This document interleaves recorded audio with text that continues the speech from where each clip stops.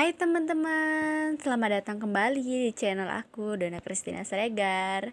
Baiklah teman-teman, di video kali ini aku akan membahas tentang materi dividen. Yuk kita simak videonya sama-sama. Pengertian dividen. Dividen adalah keuntungan perusahaan yang ditentukan oleh direksi yang kemudian dibagi kepada pemilik saham. Pembayaran dividen diperoleh berdasarkan jenis saham yang dimiliki. Pada dasarnya, dividen mirip dengan akun prive. Bedanya dengan akun prive adalah penarikan uang tunai yang dilakukan oleh pemilik perusahaan perorangan atau pengambilan gaji yang dilakukan oleh anggota firma. Dividen ditentukan melalui rapat umum pemegang saham atau RUPS dan pembayarannya tergantung pada kebijakan pemimpin perusahaan. Jenis-jenis dividen. Yang pertama, ada dividen kas. Dividen kas merupakan dividen yang diberikan oleh perusahaan dalam bentuk kas. Nah, ada 3 hal yang penting yang harus tersedia dalam dividen kas, yaitu ada laba ditahan, cukupnya uang kas, dan adanya tindakan resmi dari Dewan Komisaris. Ada 3 hal penting yang berhubungan dengan dividen kas, yaitu tanggal pengumuman. Pada saat itu, Dewan Komisaris secara resmi mensahkan pembagian dividen kas kepada para pemegang saham. Jurnalnya yaitu seperti ini. Dividen kas di debit, utang dividen di kredit. Akun dividen tunai merupakan kewajiban lancar yang akan dibayarkan dalam jangka waktu singkat.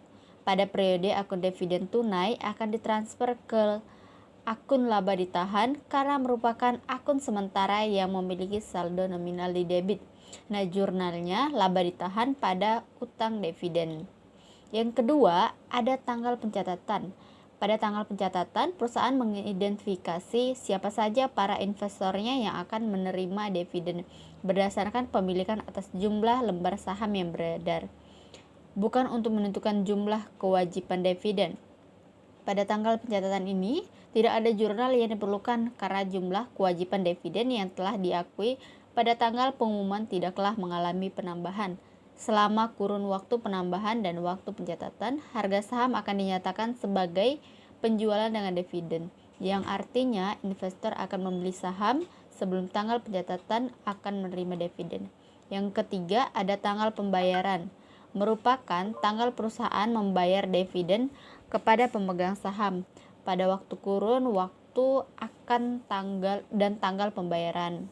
Nah, contohnya di sini ada contohnya ya. Pada tanggal 10 Desember 2019, Dewan Komisaris PT Trilala mengumumkan dividen sebesar 500 per lembar. Nah, pada tanggal 16 Februari 2020, PT Trilala tersebut membayar dividen kepada para pemegang saham sebanyak 10 lembar saham.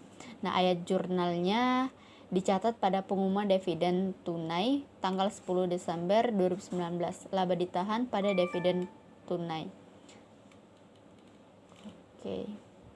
Pada akhir periode akuntansi 31 Desember 2019, ayat jurnal penutup yang perlu dibuat untuk mentransfer saldo akun dividen tunai ke laba ditahan, yaitu jurnalnya seperti ini. Laba ditahan di debit itu sebesar 5 juta dan pada kredit dividen tunai sebesar 5 juta. Pada saat tanggal pembayaran pada tanggal 16 Februari 2020, maka jurnalnya yang dicatat oleh PT Trilala tersebut yaitu utang dividen di debit dan kas kredit sebanyak 5 juta rupiah. Oke. Jenis-jenis dividen yang kedua yaitu ada dividen non kas.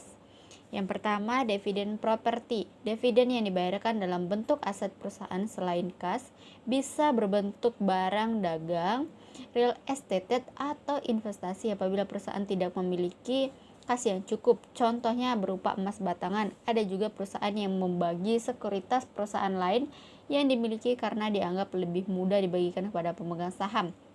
Nah, contoh dividen properti yaitu seperti ini.